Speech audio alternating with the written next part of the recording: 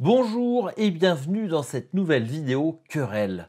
Aujourd'hui, regard croisé, j'ai rencontré virtuellement dans une interview Pierre-Emmanuel Le Goff, qui est le patron d'une plateforme qui gagne à être connue pour tous les amoureux de cinéma.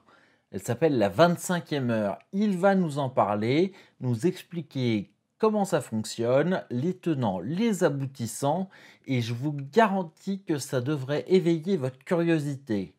Avant de lancer le générique, j'en profite pour vous rappeler que si vous n'êtes pas abonné, il est temps de le faire, de ramener vos amis, vos voisins, votre famille pour suivre Querelle, lui permettre de grandir, de nous mettre des likes, des dislikes si vous pensez qu'on est nul et nous dire dans les commentaires pourquoi. Et si vous aimez, on aime aussi dire ça.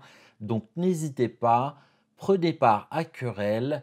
On vous prépare des lives, des interviews, des rétrociné, des listes, des dossiers, toutes sortes de programmes qui vont vous intéresser. Mais tout de suite, bonne interview.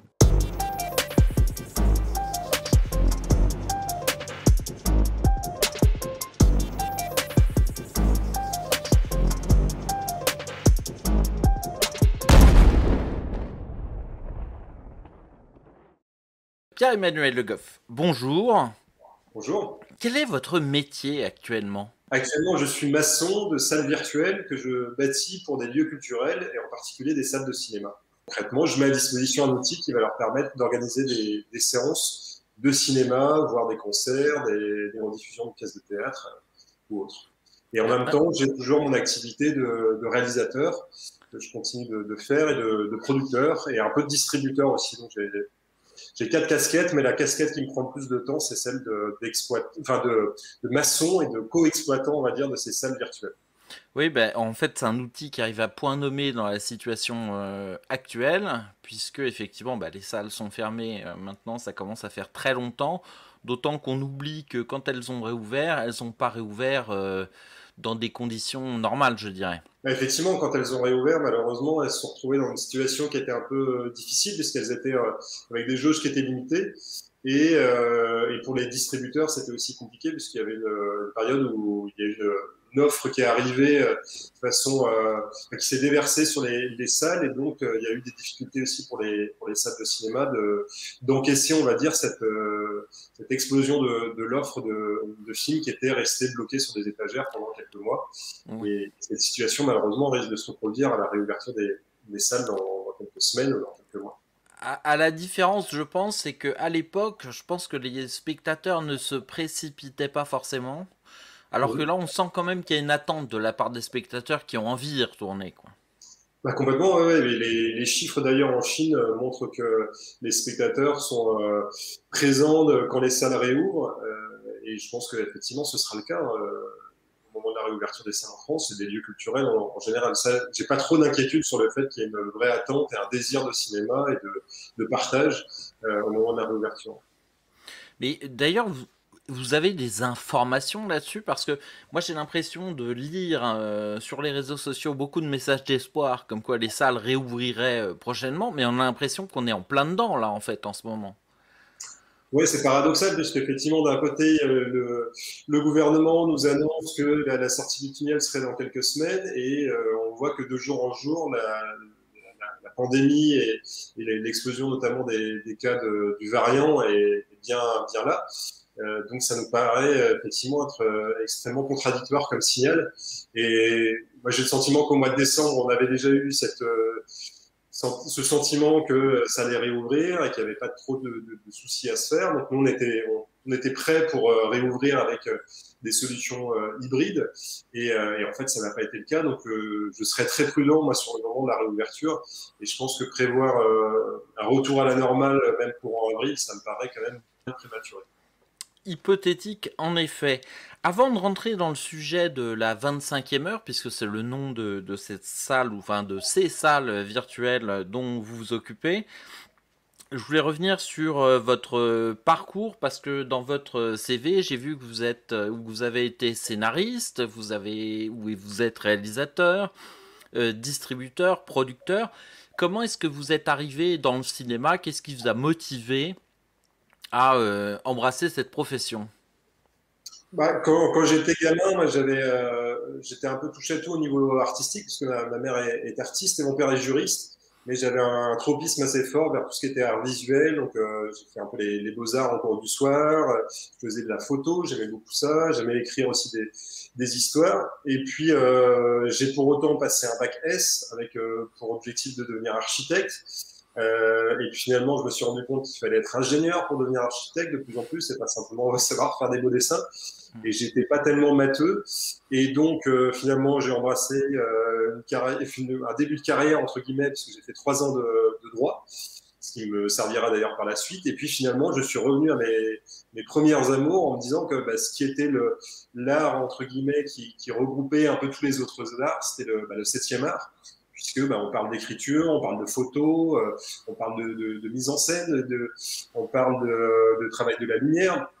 Et donc, il me semblait que c'était peut-être à travers le cinéma que j'allais pouvoir m'épanouir le mieux, et puis surtout avoir un impact sur les spectateurs, et donc peut-être faire un peu évoluer les choses, peut-être avoir une dimension un peu politique aussi dans les sujets que j'allais aborder. Et donc, je me suis engagé après 3 ans de droit dans des études de cinéma, et j'ai rapidement pris l'option réalisation, et puis après, je me suis retrouvé sur le marché avec aucun contact. Et là, pendant plusieurs années, j'ai galéré, j'ai fait tous les métiers possibles et imaginables, et parfois les pires du cinéma ou de la photo, dans la mode, etc. Et donc, ça m'a permis de découvrir un peu tout ce qu'étaient les différents postes et d'avoir une vision un peu globale. Et puis, à un moment donné, j'ai eu la chance de pouvoir me lancer dans la production avec un court-métrage avec Emir Kusturica en acteur principal. Et j'ai décidé à ce moment-là de lancer un système de financement participatif. Oui, alors j'allais en parler, parce que ce que j'ai lu sur Internet, c'est que c'était le premier financement participatif spécialisé dans le cinéma que vous avez lancé. C'est pas juste enfin, vous avez créé quelque chose là. Exactement, ouais, là on avait été novateur parce que moi, mon film de fin d'études à l'époque, j'avais pris appui sur ce que faisait mon père quand il écrivait des bouquins, c'est-à-dire il faisait le système de la souscription. D'ailleurs, il prévendait ses livres. Ça existe depuis que l'imprimerie existe, on va dire, ce dispositif-là. Et donc, je l'avais fait pour mon film de fin d'études en me disant que j'allais chercher des financements complémentaires, en disant aux gens, préachetez la VHS et puis on vous mettra au générique du court-métrage. Et puis, mine de rien, à l'époque, je crois qu'on avait réussi avec mon co-réalisateur à trouver peut-être 10 000 ou 15 000 francs. Donc, voilà, on s'était dit que ça marchait plutôt pas mal. Et donc, j'avais gardé ça dans un coin de ma tête. Et quand j'ai eu cette opportunité de faire ce film de Marie-Ève Signerol avec Emir Kusturica au casting, que j'avais d'ailleurs proposé à Marie-Ève de prendre dans son casting pour avoir plus de chances de financer son film. Quand elle m'a dit qu'elle l'avait, je lui ai proposé de faire un financement participatif, c'est-à-dire d'adapter le système de la souscription qu'on avait mis en place avec des préventes de VHS, de l'adapter à l'ère du numérique en prévendant le DVD du film et en utilisant une plateforme qu'on a développée, en l'occurrence avec mes voisins du dessous. C'était un coup de bol du dessin, parce qu'ils étaient développeurs et gracieusement, les 3 voisins qui habitaient en dessous de chez moi se sont mis à développer cette plateforme. Et à l'époque, il y avait My Major Company qui s'était lancé sur la musique. Et donc, on reprenait un peu aussi cette idée-là. Et on était les premiers, effectivement, a priori au monde, à faire un financement participatif pour le cinéma. Voilà, on a lancé le système avec des gradations de 5 à 1 500 euros et on a levé comme ça autour de 80 000 euros en plusieurs mois. Vous avez écrit des scénarios aussi de films qui ont été réalisés, et puis vous avez travaillé dans la distribution. Alors, en fait, j'ai eu la chance quand j'ai quitté ma première société que j'avais fondée avec mon colocataire à l'époque, qui s'appelait Slumberland Factory, donc avec lequel on a produit ce film Alice au pays des merveilles en financement participatif. On a fait un autre projet ensuite qui était un des premiers web documentaires qui était autour des révoltes iraniennes, donc sur ce qu'on a appelé un peu la révolution verte à l'époque. Et puis on a eu des dissensions sur ce projet-là. Et donc j'ai quitté la société et là j'ai travaillé pour une société qui s'appelle Common Image Media et qui voulait se lancer dans la distribution de films. Et là, j'ai distribué un film qui s'appelle Donoma, donc j'étais en charge de la distribution de ce film. Je découvrais le métier de distributeur. Et pour récupérer ce film de Jimmy Carrera, l'idée, c'était de lui proposer quelque chose d'assez innovant. C'était de faire une tournée en bus avec l'équipe du film et de faire des événements comme ça, s'appuyant sur la presse régionale pour faire monter un buzz. Donc on a mis ça en place, ça l'a convaincu, et donc on a fait une distribution avec lui. Et donc le film, comme ça, a tourné dans une quarantaine de villes partout en France, avec un bus un peu façon rockstar, avec des sièges en cuir, des couchettes en haut, et toute l'équipe du film qui, façon un peu troubadour, qui se baladait de salle en salle, et on terminait dans les halls des salles de cinéma avec la sœur du réalisateur qui faisait de la musique. C'était vraiment une super expérience. Et le film a fait beaucoup d'entrées, une presse assez dithyrambique. Et ça m'a permis de découvrir la joie presque de sortir un film, de l'accompagner, de mettre en place des stratégies un peu innovantes et de s'appuyer sur les réseaux sociaux, puisque tous les jours, on diffusait une petite pastille vidéo qui racontait cette tournée un peu folle à travers la France. Et c'est comme ça que j'ai découvert en fait le métier de distributeur, quoi, tout simplement. Et par la suite, j'ai créé la 25e heure avec 2 associés et on a d'emblée souhaité faire à la fois de la production de films et de la distribution pour aller même jusqu'à les diffuser en VOD, les éditer en DVD et en Blu-ray. Donc on maîtrise un peu toute la chaîne. Alors parce que la 25e heure, moi j'ai pris contact en allant voir le site qui permet de rejoindre des séances et on va essayer d'expliquer ce concept un petit peu, mais c'est une société de production et distribution. Complètement. À la base, on était une seule société, donc la 25e heure, et il y a 2 ans, à l'occasion de la sortie de mon film 16 levées de soleil sur la mission d'astronaute Thomas Pesquet, on a décidé de scinder les 2 activités. Donc il y a la 25e heure qui produit aujourd'hui du long métrage, documentaire et fiction, et des formats innovants aussi, et puis des documents pour la télé, et la 25e heure distribution qui s'occupe de la distribution salle et des éditions DVD, Blu-ray, VOD, et qui porte aujourd'hui le projet de plateforme de salle virtuelle. Alors, parlons-en de ce projet de salle virtuelle. Je vais le décrire de ma façon de béotien et puis vous allez nous en dire plus après. Donc, on se rend sur le site de la 25e heure, on s'inscrit et là, on peut, de manière géolocalisée, d'ailleurs vous allez nous expliquer pourquoi, choisir des séances de films à regarder. Mais on est dans une démarche qui est contraire enfin, qui est en tout cas différente du streaming, c'est-à-dire que il y a un rendez-vous, une séance où on va pouvoir regarder le film. Parfois, je pense qu'on va pouvoir rencontrer ou en tout cas assister à une présentation de la part des gens qui ont fait le film. C'est l'intérêt donc d'être à horaire fixe. C'est-à-dire peut-être en direct. Donc voilà ma vision un petit peu de l'outil. Et d'ailleurs, j'invite tous les spectateurs de cette interview à aller s'inscrire et à aller regarder parce que le principe est très intéressant. Et peut-être vous allez pouvoir nous expliquer votre démarche et comment l'outil s'est mis en place. Bien sûr, en fait, nous, ce qui se passe, c'est qu'en tant que distributeur, on a été particulièrement vigilant et attentif à la situation et à l'impact qu'avait la pandémie dès le mois de janvier. Et assez rapidement, on a vu qu'en Chine, en Italie, la conséquence sur le système culturel, c'était la fermeture ou en tout cas d'abord des jauges, voire des tiers de jauge, et puis ensuite carrément la fermeture des lieux culturels. Et il nous a semblé que la France n'était pas forcément plus maligne que les autres, et qu'on n'allait pas nous refaire le coup du nuage de Tchernobyl qui s'arrête à la frontière. Ça nous paraissait compliqué que ça s'arrête à la frontière, surtout qu'à l'époque, on ne fermait pas les frontières. Donc à partir du moment où c'est arrivé en Italie, on s'est dit, ça va arriver en France, ça nous paraît à peu près mécanique. Et donc au mois de février, on s'est dit, étant donné que ça va arriver en France, que les lieux culturels vont fermer ou être en demi-jauge, comment faire pour maintenir la sortie de nos films sur 2020 et maintenir en particulier la sortie du film Les Grands Voisins, la Cité rêvée, qui était datée au 1er avril. Surtout qu'on avait commencé à vendre d'ailleurs des places pour l'avant-première et que ça partait plutôt bien. Donc on avait des ambitions assez importantes pour ce film. Et résultat, on s'est dit, l'idée, est-ce que ce serait pas de créer un dispositif qui permettrait aux salles de cinéma d'organiser en simultané de leurs séances en présentiel, puisqu'on espérait encore que ce soit que des jauges limitées, de créer des séances en virtuel et de rediffuser la partie rencontre qu'on filmerait dans la salle de cinéma et qu'on rediffuserait ensuite en simultané après la séance en ligne. Et on permettrait aux spectateurs de poser des questions. Et donc, on a commencé à développer ça, et en se disant aussi que ça avait un intérêt accessoirement pour la suite, puisque ça permettrait peut-être de démultiplier le nombre de séances rencontres en permettant aux réalisateurs d'intervenir à distance, comme j'avais pu le voir lors d'un festival à San Francisco de films environnementaux où je présentais mon film, et je voyais que moi, je m'étais déplacé, j'avais exposé mon quota carbone en prenant l'avion pour San Francisco, alors qu'un réalisateur d'un autre film intervenait à distance depuis l'Allemagne. Et puis voilà, ça fonctionnait très bien. Il y a 3 quarts d'heure d'échange. Et lui, ça lui prenait que 3 quarts d'heure, là où moi, ça m'avait pris 5 jours et j'avais exposé mon quota carbone. Donc, il me semblait que c'était en plus une solution un peu d'avenir. Et donc, on a commencé à développer ça. On a investi avec le réseau de développeurs qu'on connaissait à travers les développements de projets précédents.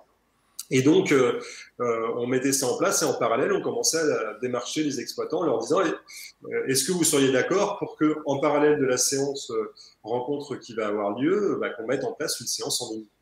Et au début, ils étaient réticents, et puis au fur et à mesure, les digues ont commencé à céder.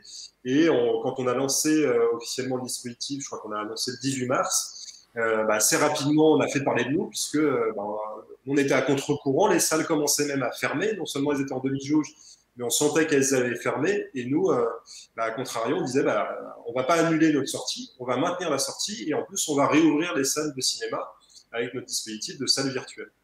Et donc, ce qu'on a rajouté en plus à ça, c'est la géolocalisation qui permet de limiter l'accès aux séances organisées par les salles de cinéma à un périmètre défini afin de se conformer, on va dire, aux zones de chalandise réelles. Et donc de repartager le marché à l'image de ce qu'il est dans la réalité et de ne pas créer de concurrence déloyale avec l'outil virtuel par rapport à la réalité du marché. Vous avez été super rapide parce que pour avoir participé au développement de divers sites internet, quand on part d'une page blanche, c'est assez complexe, d'autant plus que l'interface, etc., il fallait la penser complètement depuis le départ. Et le travail d'association avec les salles, même si elles sont probablement volontaires maintenant, ça n'a pas dû être simple. Ouais, ça a été. On a jamais autant travaillé. Enfin, on a des gros bosseurs, mais c'est vrai que là, on s'était mis comme objectif de faire la première séance, je crois, le 22 mars.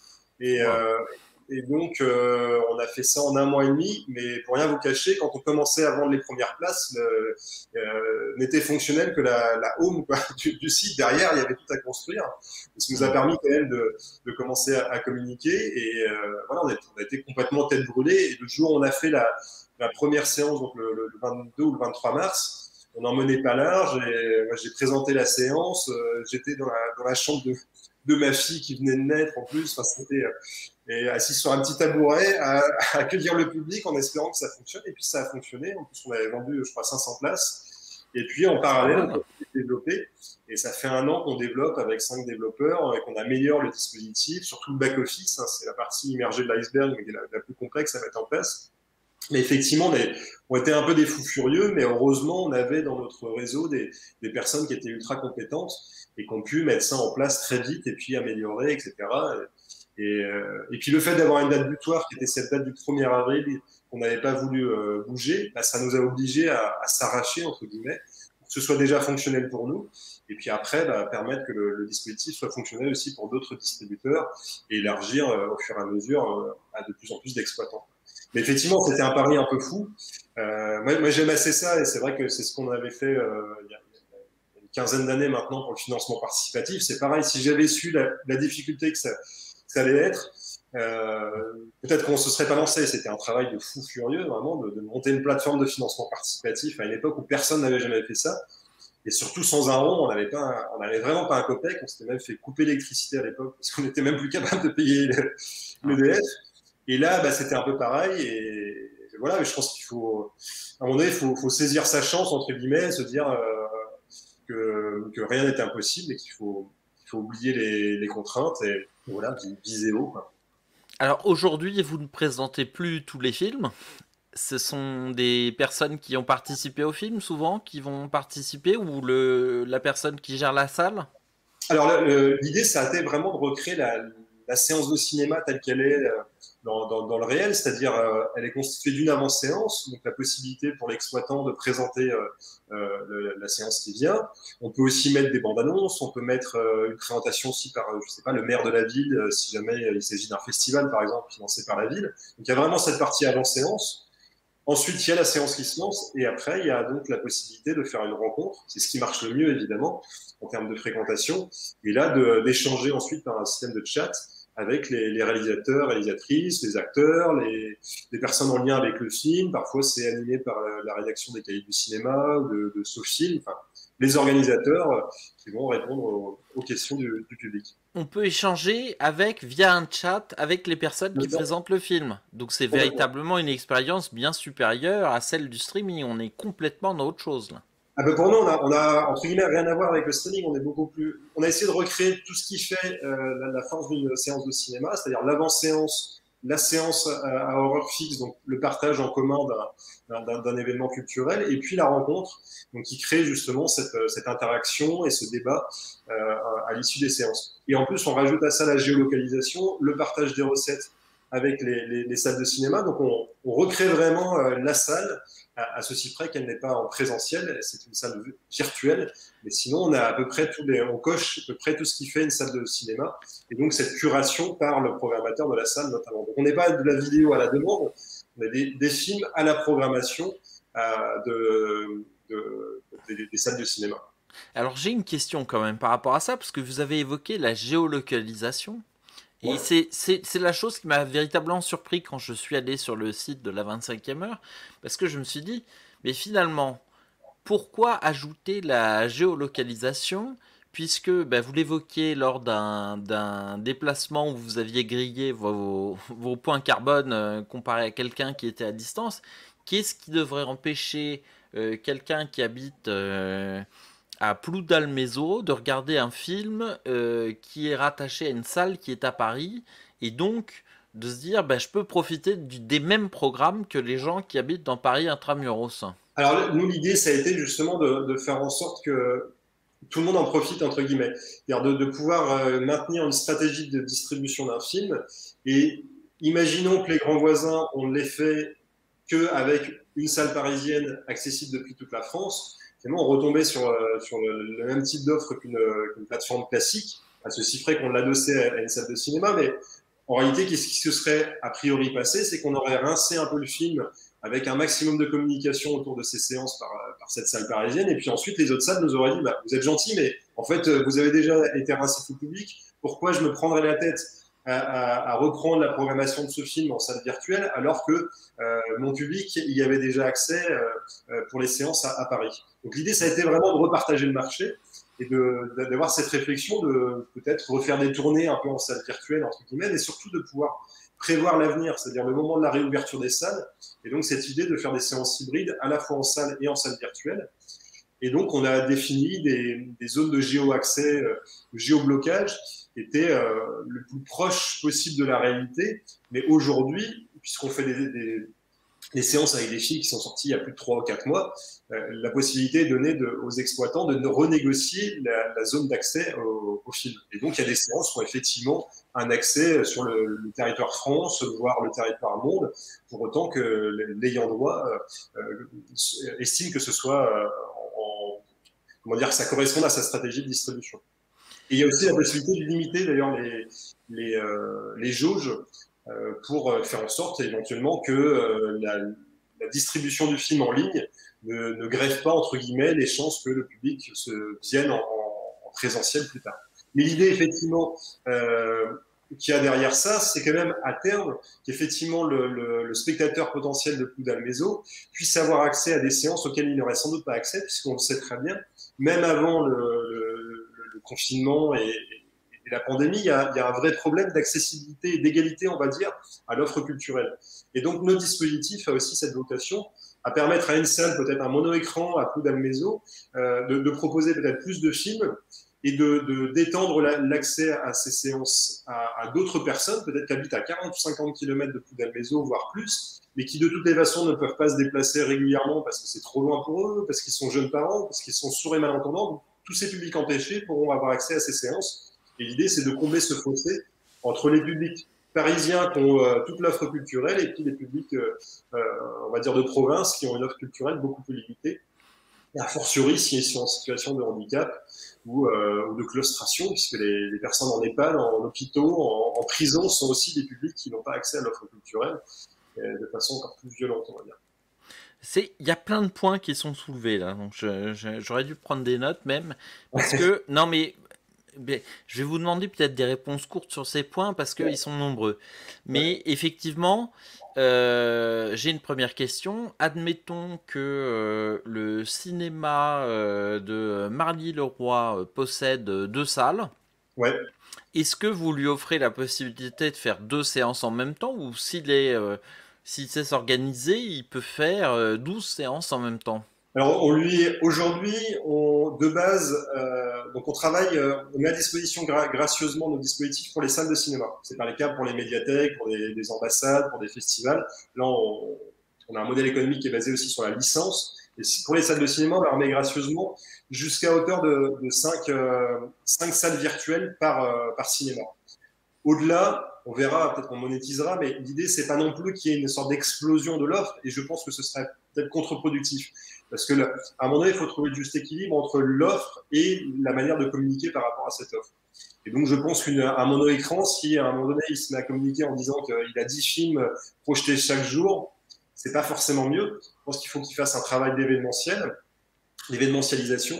Mais aujourd'hui, donc, on permet effectivement, en tout cas, des salles d'avoir 5 salles virtuelles en simultané, donc avec peut-être 5, 6 séances par jour pour des films différents, voire programmer plus de films encore, puisqu'à partir du moment où ils ont 5 ou 6 salles virtuelles, enfin 5 salles virtuelles, ils peuvent programmer par salle plusieurs films en plus. Donc déjà, ça leur donne une marge de manœuvre très importante. Mais la Oui. logique, par exemple, sur la franchise qu'on a mise en place en Suisse, qui va se lancer dans les semaines qui viennent. Et là, ce sera plutôt d'ailleurs avec des grands groupes d'exploitation. C'est plutôt une logique d'avoir autant de salles virtuelles que les cinémas ont de salles en présentiel. Ce qui nous semble contre-productif, hein, personnellement. Enfin, en tout cas, ça du raisonnement. Parce que nous, le problème, c'est de résoudre aussi la difficulté pour un mono-écran de proposer une diversité importante. Donc, si le mono-écran n'a droit qu'à une salle virtuelle, certes, il pourra faire des événements hybrides ou combler un petit peu son manque d'offres, mais je pense qu'il faudrait justement qu'il ait accès à plus de salles virtuelles pour combler son incapacité à accueillir 20 films par semaine, par exemple. Combien ça coûte une séance sur la 25e heure? Bah, l'idée, ça a été de revenir toujours pareil au marché tel qu'il l'est, mais en partant plutôt de la fourchette base de prix. Donc, typiquement, nous, pour la très grande majorité des séances sèches, on les fait à 5 euros. Enfin, c'est pas nous d'ailleurs qui les faisons à 5 euros, mais c'est les cinémas les font à 5 euros. Et les séances avec rencontre, elles sont à 6 euros. Pourquoi 6 euros? Parce que l'idée, c'est que l'euro supplémentaire permette potentiellement de rémunérer les intervenants. Ce qui est aussi un frein d'ailleurs, accessoirement, à l'exploitation des films avec des rencontres, c'est que dans la très grande majorité des cas, les réalisateurs et réalisatrices ne sont pas payés pour leurs interventions qui parfois leur prennent une journée de travail. Et donc, certes, ils sont défrayés, mais c'est pas parce qu'on est logé dans un hôtel et nourri au restaurant que ça vaut le coup, entre guillemets, au bout d'un moment, de continuer à faire des séances rencontres. Là, il y a un intéressement en plus pour chaque ticket, donc il y a 1 euro pour le réalisateur ou la réalisatrice. Donc on estime que c'est aussi en ce sens vertueux. Et parfois c'est plus, hein. Parfois il y a des séances qui sont à 7, 8 euros, même on est monté jusqu'à 12, et pour autant ça se vend bien. Surtout qu'on peut être plusieurs d'ailleurs accessoirement devant son écran, on peut être Oui. en moyenne il y a 2 personnes, donc finalement quand c'est 5 euros, ça veut dire que c'est 2,50 € la séance, c'est pas très cher. Et d'autant plus quand on sait que une partie, enfin 40% est reversée à la salle de cinéma, donc c'est aussi un geste solidaire envers la salle et l'exploitant et le distributeur qui prend lui aussi 40%. Et puisqu'on est dans ces contingences financières, est-ce que cela finance aussi le CNC de la même manière qu'une salle? Alors nous, on a fait la demande, hein, concrètement de reverser les taxes en tant que TSA, donc que ça soit reversé au pot commun du CNC. Et malheureusement, à l'heure actuelle, le CNC nous a dit qu'on était plutôt sur un régime fiscal de la pas de la VOD exactement, mais bref, on doit payer de la TVA, donc qui part au ministère de l'économie, en gros. Donc pour nous, on est un peu au milieu du guet, mais l'idée, c'est effectivement que ça reparte au CNC, et donc pour la production, la distribution, enfin, tous ces soutiens aux différents échelons de l'exploitation des films, quoi. Et donc ça, c'est un combat qu'on mène et qu'on espère avoir, et on espère aussi que ce soit vraiment reconnu comme de la billetterie CNC, qui pour nous est primordial, notamment pour faire en sorte que certains exploitants et certains distributeurs qui seraient encore réticents soient amenés à d'autant plus avoir envie de travailler avec nous en se disant que chaque entrée va régénérer du fonds de soutien. Et je profite de votre background juridique, hein, puisque vous avez fait des études de droit. À l'heure actuelle, Disney Plus décide de sortir Saul Ouais. directement sur sa plateforme. Enfin, Disney décide de sortir sur Disney Plus Saul parce qu'il n'y a pas les salles pour accueillir le film de Pixar. Mhm. Là-dessus, le CNC touche zéro, on est d'accord. On est d'accord, ouais, tout à fait. Donc aujourd'hui, le bilan des recettes CNC pour l'année 2020 est catastrophique. Ah oui, oui, très, très clairement. Donc Euh, il va y avoir un nombre de chocs sur la production française. Bah, de facto, enfin là, les conséquences, enfin, tout le système, l'écosystème cinématographique a effectivement été impacté à tous les niveaux, parce il y a en même temps une sorte de difficulté supplémentaire qui est le fait que les productions sont pas totalement arrêtées, mais que beaucoup de films qui ont été produits ne sont pas sortis en salle, donc la chronologie des médias n'a pas démarré, donc la diffusion sur les chaînes de télé n'a pas démarré, donc il y a des chaînes de télé qui vont se retrouver sans doute à un moment donné à court de longs métrages à diffuser, d'autant plus que les longs métrages qui ne sont pas sortis en salle risquent à un moment donné d'être vendus peut-être à des plateformes, et, et donc enfin, tout est déséquilibré. Ce Hmm. système qui a été mis en place pendant des décennies et qui a été affiné et renforcé au fur et à mesure des années, bah, il est extrêmement mis à mal. Et c'est pour ça que nous, notre dispositif, l'idée, c'est de maintenir l'écosystème avec tous les acteurs pour faire en sorte que tout ne s'écroule pas, justement. Et notamment pour que, avant la reprise, la réouverture des salles, bah, les films puissent sortir avec notre dispositif et non pas sur des plateformes de VOD pour faire en sorte que de désengorger en fait le marché, parce que sinon bah, le marché ne sera pas en capacité d'absorber les 400 films qui sont bloqués sur les étagères aujourd'hui. Alors aujourd'hui, ben, l'interaction possible des spectateurs, c'est un chat pendant les avant-séances. Oui, tout à fait. Et pendant la séance, est-ce que ça existe toujours? Est-ce que les gens peuvent, s'ils le souhaitent, discuter sur le film en live? Oui, si l'organisateur active l'option, effectivement, il est possible de commenter pendant le film. Complètement. Ça, c'est une option qu'on a rajoutée il y a quelques semaines. Ouais. On peut même utiliser des emojis. Voilà, ça, c'est notamment Elisabeth Giordano avec son association La Cinéma pour tous qui nous a demandé ça parce qu'elle faisait des projections vers des étudiants et les étudiants bah voilà, avaient envie aussi de sentir qu'ils étaient en commun en train de vivre le film et donc de voir les réactions de leurs collègues. Donc on Mais a, c'est à ça que je pense, c'est le côté, on n'a plus le bruit du mec qui mâche ses popcorn, on n'est pas dans une même salle, mais on peut en revanche, parce que quand on est dans une salle, on partage quelque chose. bien Il y a sûr. des moments, il y a des gens qui rigolent, il y a des moments, il y a des gens qui font oh, où on sent que tout le monde a eu peur en même temps, ou que des gens ont trouvé une scène nulle aussi, hein, ça peut arriver. Donc même s'il n'y a pas forcément des mots dessus, il y a des sentiments qui s'échangent. Mhm. Et puis, la façon dont on regarde un film quand on est tout seul dans son canapé ou quand on est finalement entouré de personnes, c'est pas la même chose. D'ailleurs, on a un Ouais. regard plus éveillé.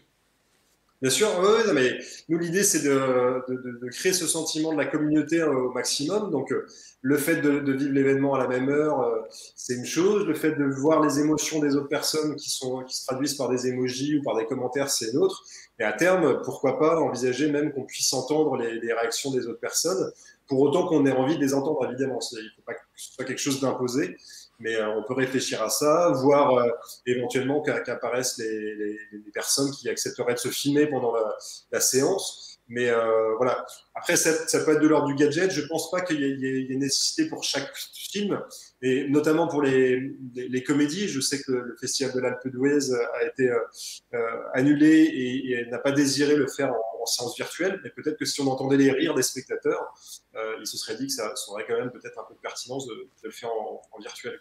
Projetons-nous un petit peu. Ouais. La situation s'améliore. Je parle de point de vue sanitaire. Les salles réouvrent. La 25e heure continue et grandit parce que des gens comme moi, pour qui c'est compliqué d'aller à Paris, peuvent voir des films, etc. Un samedi soir, un nouveau film important d'Hollywood sort. Et là, vous mettez la main sur Leonardo DiCaprio qui vient présenter pendant un quart d'heure le film avant la projection. Mhm. Et là, vous avez 200 000 personnes qui veulent se connecter sur la 25e heure. Alors déjà, est-ce que ça va marcher techniquement? Mhm. Et est-ce que vous êtes préparé finalement à vous mettre à l'échelle des parce que vous faites des événements à toute petite échelle, mais est-ce que vous pouvez vous adapter à l'échelle supérieure d'événements marquants? Oui, bien sûr. Bah, nous, on a quand même fait des événements avec plusieurs milliers de spectateurs. Là, cette semaine, on fait la semaine des Lumières. Donc, je crois que ce soir, il y a un fils avec Samy Bouadjila qui va répondre aux questions des spectateurs. On va recevoir Alain Cavalier la semaine prochaine. On a fait une séance présentée par Mel Gibson de son film La Passion du Christ. Donc, on a fait Frédéric Wiseman aussi, qui est sans doute le plus grand réalisateur de documentaires américain. Bon, là, c'était entre guillemets confidentiel parce que ça s'adresse quand même à un public averti. C'était un film de 4h30 qui présentait la City Hall. Mais effectivement, nous, on peut tout à fait encaisser plusieurs dizaines ou centaines de milliers de spectateurs. Là, c'est des questions de taille de serveur derrière. Il n'y a pas de frein à ça. Mais par contre, l'événement qui sera présenté ou auquel DiCaprio participera pour répondre aux questions des spectateurs. Nous, notre idée, c'est pas tellement qu'il ait lieu à Paris, qu'il soit rediffusé en salle virtuelle pour les gens de province. L'idée, ça va être qu'il ait lieu à Paris et qu'il soit rediffusé dans les salles de cinéma partout en province, voire ailleurs, en Europe, pourquoi pas, et qu'il soit rediffusé en plus en salle virtuelle. C'est vraiment de faire en sorte que pour tous ceux J'ai qui le compris. veulent, qui vivent cette rencontre et le film dans le meilleur endroit qui soit, c'est-à-dire la salle de cinéma, il n'y a pas de question par rapport à ça. Il n'y a évidemment pas mieux qu'une salle de cinéma. Plus grand sera l'écran et meilleure sera la qualité sonore, mieux ce sera. Mais par contre, on peut tout à fait capter la rencontre avec DiCaprio et la rediffuser aussi sur les écrans de cinéma. Et a fortiori, le faire aussi en salle virtuelle pour faire en sorte que le plus grand nombre de personnes y participent.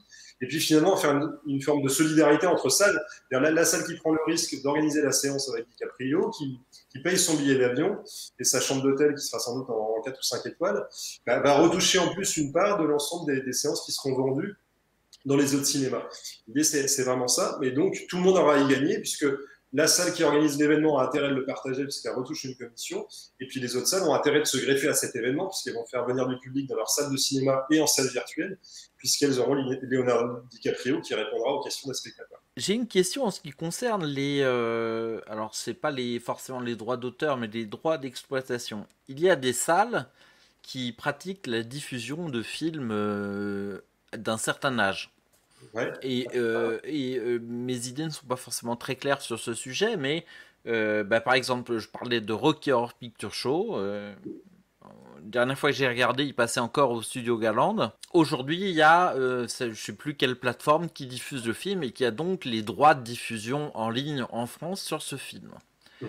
Si le Studio Garland s'associe avec la 25e heure et fait une projection du Rocky Horror Picture Show, est-ce que c'est possible ou est-ce que le choix des films, vous devez rentrer dans le détail des possibilités d'exploitation? Non, les négociations se font comme d'habitude. Hein. C'est le distributeur qui va solliciter les exploitants lors de sa sortie de film, on va dire. Quand le film est sorti depuis plusieurs mois, la plupart du temps, c'est plutôt l'inverse. Ça va être l'exploitant qui va venir nous voir en disant, voilà, j'ai un événement particulier que je voudrais mettre en place avec un film. Et à ce moment-là, on va lui dire, faites comme dans la vraie vie. Allez solliciter le distributeur, demandez-lui si c'est possible de le faire. Et dans la très grande majorité des cas, c'est possible. Et donc, on peut le faire aussi pour des films de patrimoine.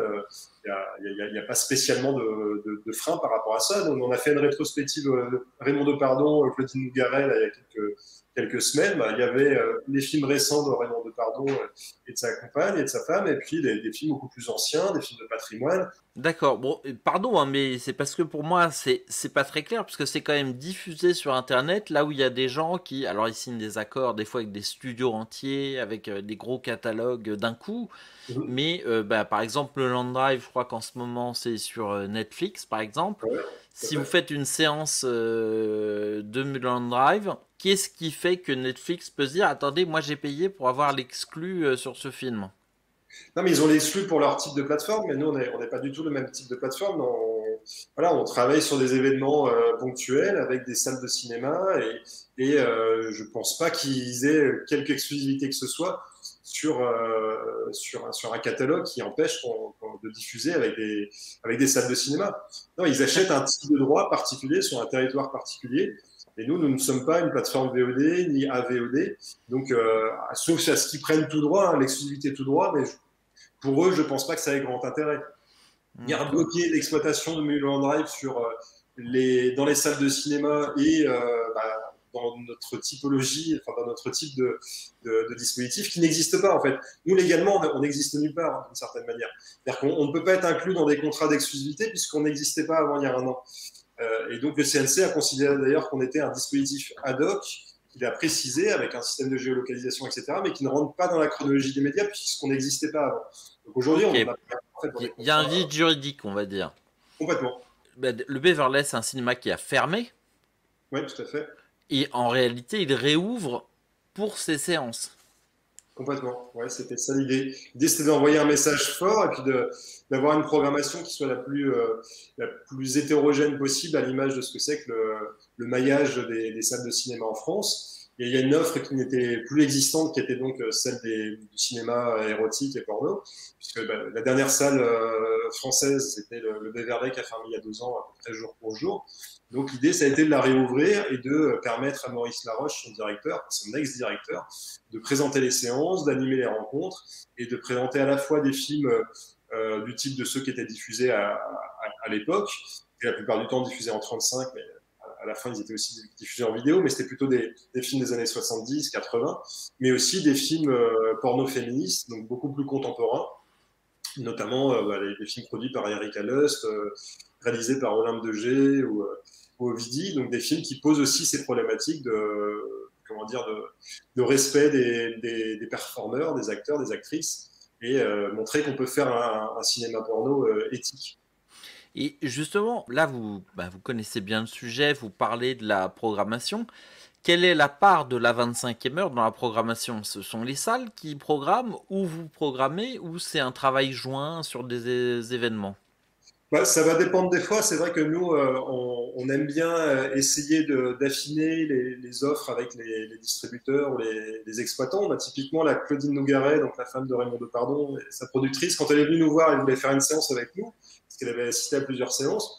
Et moi, très rapidement, je lui ai dit, mais faisons pas une séance, faisons une rétrospective Raymond Depardon, Claudine Nougaret, et profitons-en pour mettre en avant des films un peu inédits. Et puis, elle a tout de suite été enthousiaste. On a été un peu moteur sur le fait de monter en puissance sur ces événements-là. Et c'est le cas aussi pour Mulholland Drive, par exemple. Là, c'est nous qui avons démarché Sofilm en leur proposant de faire un événement en salle virtuelle autour des 20 ans de Mulholland Drive. Ils ont été tout de suite enthousiastes. Et avec les cahiers du cinéma aussi, on a rapidement réfléchi avec eux à des ciné-clubs réguliers. Et là, en l'occurrence, sur le Beverley, c'est vrai qu'on a été moteur, en particulier sur le fait de programmer des films plus contemporains et porno féministes, qui n'étaient pas le type de film diffusé au Beverley, qui n'était pas une problématique que Maurice avait en tête à l'époque. L'idée, c'est d'en faire un lieu aussi de débat autour de la sexualité, du féminisme, d'en faire un lieu beaucoup plus ouvert, avec évidemment cet ancrage dans le cinéma des années 70, 80, qui faisait la marque de fabrique du Beverley, et puis des événements un peu décalés, comme on a pu déjà en faire. Donc on est un peu coprogrammateur effectivement de cette salle avec Maurice. On a vu que finalement vous êtes appuyé sur un contexte totalement exceptionnel pour vous lancer, que ce contexte se prolonge, mais on espère quand même tous que ça va s'arrêter un jour. Ça va s'arrêter, c'est un peu fort. Quelle est votre ambition pour la 25e heure dans les mois, les années à venir? Nous, on souhaite intervenir à plusieurs endroits. Le premier, ça va être d'envoyer d'abord un message fort, comme on l'a fait le 1er avril l'an dernier en sortant un film. L'idée, ça va être de sortir plusieurs films dans les mois qui viennent, au moment où les salles sont toujours fermées, et puis de les sortir quoi qu'il arrive. Ce sera peut-être, on l'espère, le plus vite possible en format hybride, donc à la fois en salle et en salle virtuelle, pour inciter d'autres distributeurs à sortir des films maintenant, plutôt que d'aller au casse-pipe au moment de la réouverture. On sait très bien que ce sera absolument impossible, de se mettre d'accord, puisque le 15 décembre, rien n'était prévu, il n'y avait aucun accord de trouver pour faire en sorte que les films puissent trouver le chemin de la salle de façon un peu correcte. Donc ça va être un carnage un peu absolu, c'est un cas inédit dans l'histoire, d'avoir 400 films qui vont vouloir se caler dans les prochains mois après la réouverture. Donc nous, ça nous semble impossible. Et il nous semble beaucoup plus rationnel, mécaniquement, de sortir les films maintenant, d'avoir une belle exposition idéalement à raison de 10 ou 15 films par semaine, voilà, leur donner cette possibilité d'être visible avec des rencontres et de générer des recettes pour les salles et pour les distributeurs. Ça, c'est la première étape, donc jusqu'au moment de la réouverture. Au moment de la réouverture, l'idée, c'est de venir en complément pour faire des événements hybrides, permettre donc de combler les demi-jauges et puis aussi d'organiser des événements qui auront lieu en présentiel dans un cinéma, mais aussi seront rediffusés dans d'autres salles de cinéma et en salles de cinéma virtuelles, donc de mettre au cube, on va dire, l'impact de chaque événement et de tirer profit de ce réseau de salles qu'on a tissé en France et à l'étranger. Et puis après, au moment où les salles seront totalement réouvertes en jauge pleine, de continuer à faire au maximum des séances hybrides pour permettre notamment au public empêché, en situation de handicap, d'éloignement, d'assister à ces séances, soit les séances sèches, soit les séances rencontres, et permettre ainsi de recouvrer le plus vite possible un équilibre économique pour les salles de cinéma et puis surtout d'avoir une offre beaucoup plus enrichie et donc aux spectateurs d'avoir accès à aussi plus de diversité de l'offre cinématographique. Donc on estime qu'au moment de la réouverture, avec nos dispositifs, on peut aider les salles de cinéma à retrouver très vite le chemin de l'équilibre financier et puis peut-être dans les années qui viennent à faire plus d'entrées en cumulant entrée en présentiel et en salle virtuelle, surtout de récupérer tous ces publics qui sont en train de disparaître, on va dire, des salles de cinéma, donc les générations X et Y, compris des habitudes de consommation de films ou de séries américaines ou non, mais sur les plateformes. Et nous, on est convaincus qu'on peut les ramener vers la salle et on a d'ailleurs des retours assez intéressants de jeunes spectateurs qui découvrent, par exemple, à l'issue d'une séance, qu'une salle RSA existe dans leur ville et demandent l'adresse de la salle RSA pour y retourner dès qu'elle réouvrira. Donc on peut ramener ces publics-là de la salle virtuelle à la salle réelle grâce au dispositif. Et on est aujourd'hui à peu près à 250 000 spectateurs en un an. Voilà, donc c'est quand même des chiffres qui sont relativement conséquents. Maintenant, effectivement, il faut qu'on arrive à convaincre et à avoir une offre de films plus importante, en fait. Parce que même si on a diffusé 650 films, le problème, c'est d'avoir des films frais, forcément, parce qu'à partir du moment où un film est déjà en VOD, ça devient plus compliqué de convaincre un spectateur de l'intérêt de le voir en salle virtuelle, si ce n'est quand il y a une rencontre. Merci Pierre-Emmanuel, bravo. La 25e heure, c'est une initiative que je trouve assez enthousiasmante. Donc je me suis inscrit, j'ai pas encore vu de séance, mais c'est pour bientôt. Et je vais en faire la promotion. Donc merci à vous d'avoir participé à cette interview.